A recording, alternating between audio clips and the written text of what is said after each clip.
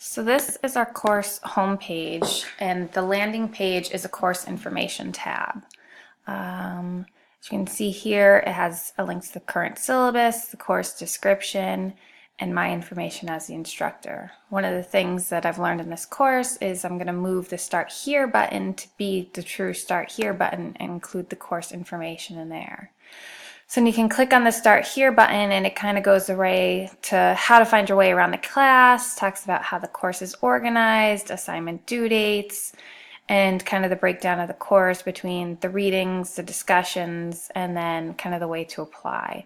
It talks about how announcements will be posted at least once a week, if not more, to always check back into there because I always want to make sure students are checking the announcements, and I could try to put it in multiple places because I do hope they are looking at those.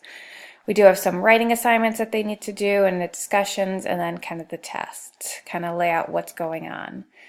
To get started, I make sure that they do an online student contract that they have to do. This sets out the responsibilities, kind of similar to what we started with our improving your online course section here. It's an online student contract that they have to complete, essentially stating that, they understand the responsibilities, they can view everything, they can see everything. I kind of like to make sure Unit 1 is kind of the setup to make sure they have everything, they use everything, they know how to do everything and complete things.